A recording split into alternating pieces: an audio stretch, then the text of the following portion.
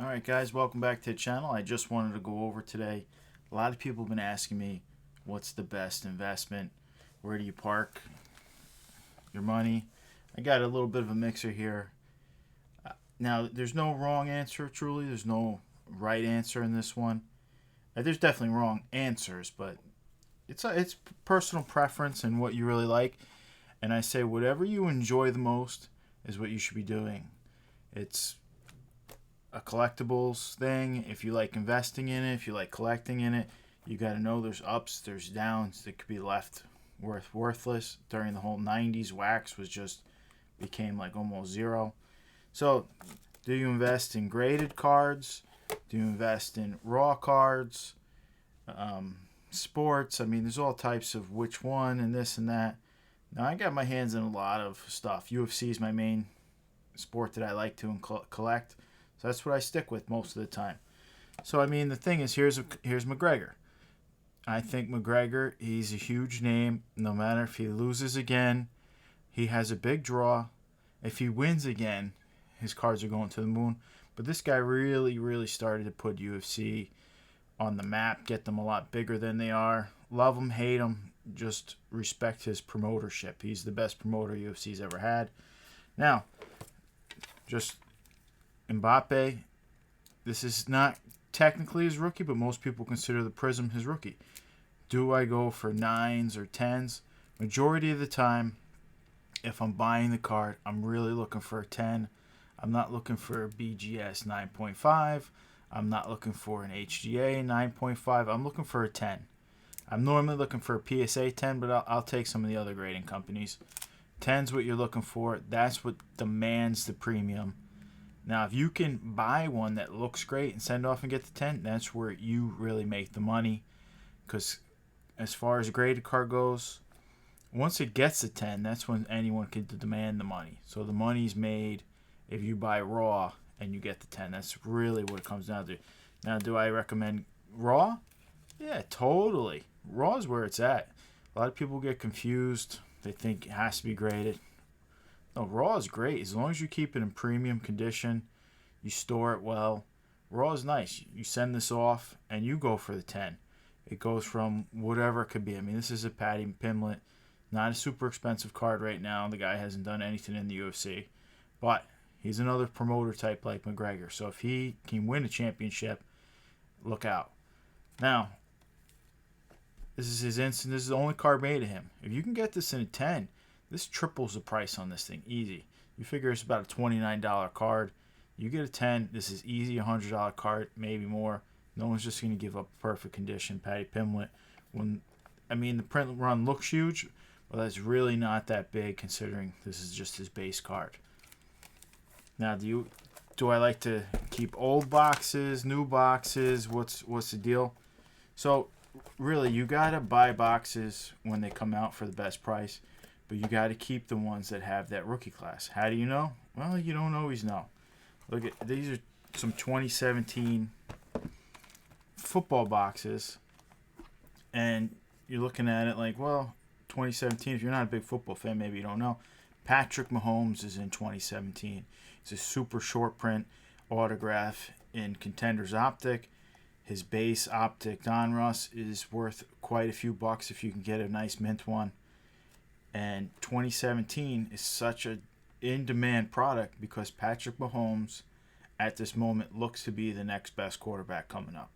I mean, if you watch football, you kind of know he is really unbelievable. Can you go back and buy Tom Brady's boxes? No, they're going to be a small fortune. Right now, 2017, you can still get your hands on them. You don't know if he's in here. But now you look at something like this, which was supposed to have a great quarterback class. It's not panning out as much. It's not worth near as much. There's still guys. I mean, Justin Herbert's in here. Tua's in here.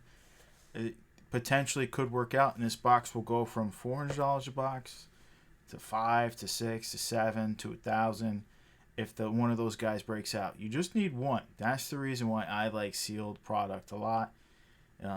Some people like to say, oh, that's not real collecting. That's this, that's that. That's personal preference. Whatever you're into is what you're into. So, 2020, I mean, Do you go 2017? Do you look for 2021 and hope like Trevor Lawrence or Mac Jones breaks out or whatever? Do you get 2009? This is one of the first boxes ever printed for UFC. John Jones's rookie's in here. John Jones's autograph is potentially in this box, and that's why this box demands a pretty good premium.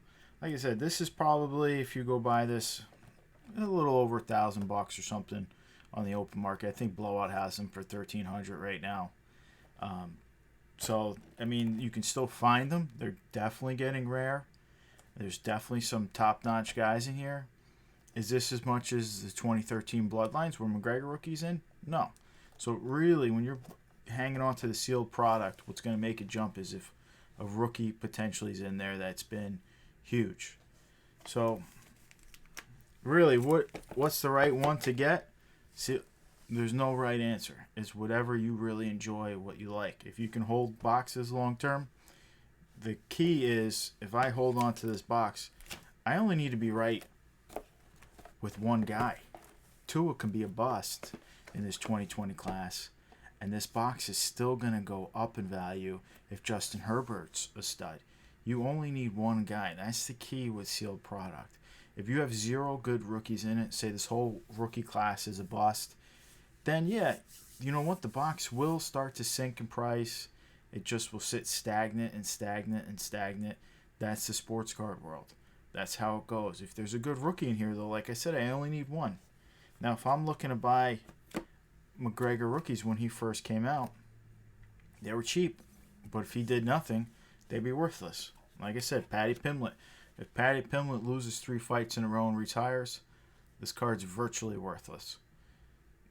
That's the risk. Now, if you're buying the boxes, you only need one. And we know John Jones is the one. So that's the big difference here. But you got to collect what you love, what you want, what makes you happy, what you want to enjoy the collection, you want to look at it, you want to be able to go through it. That's part of the key to this hobby. Now, there's also collectible card games. I didn't pull any of those out. I will pull some of them out, and I'll go over the difference because there's a major difference if you're into the whole cardboard world. I mean, that's what this is. This is cardboard world. It's crazy to think about what a piece of cardboard sells for. I mean, this is cardboard with some ink on it. I could do this in my printer, but yet this card sells for virtually, 10,000 fold what a piece of paper does, 100,000 fold what a piece of paper does. It's crazy when you really think about it. But that's just the world we're in. Yeah, I like soccer if you're into it, to be one of the booms just because it's new. It's just starting to pick up steam in the card world. That's why I do have some soccer product. Football, not so much, just Patrick Mahomes. Really, that's it. But whatever. UFC is the bread and butter. But I'll get into a little bit of difference in the collectible card games because I know a lot of guys are into whatever it is. Magic, Pokemon. I hear guys hating on people who come over to the Pokemon world. I just want to mention that right now if you're still watching. Stupid. Don't be hating on other guys. Help guys out. Get them into this world. It helps your collection grow. It helps everyone if you help others. Very simple. Don't be ripping on a guy because he doesn't know, because he comes over from a different market. Does it make sense? You want your collection prices to go? You need buyers. You need new blood into the collectible game. So that's how it goes. It's a love-hate. Yeah, you love getting those cards for cheap, but you don't want to sell them for cheaper. You want to sell them for more. Even if you're a true collector and you're not a flipper, you're not this, you still want your collection to go up. Let's be real. Nobody wants their collection to go down in price. So bringing those people in, giving them some knowledge, really helps them. All right, guys, I'm not going to hold you up for too much longer here. I just wanted to go over a little bit best investment, sealed or graded or what. Really depends on you, what you like, what you're into. Just know, if you're buying individuals, there's a chance that, like I said, could go to 0. There's a chance could go to the moon, could go to 0.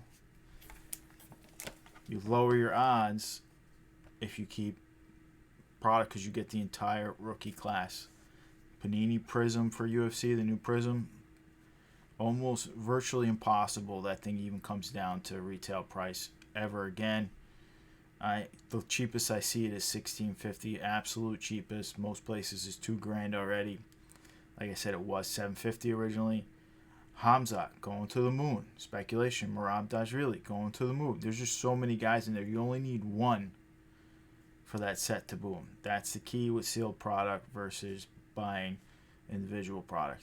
Is either one wrong or right? No. It's up to you. All right, guys. Like I said, sorry to hold you up any longer. Have a great week, and I'll see you guys very soon.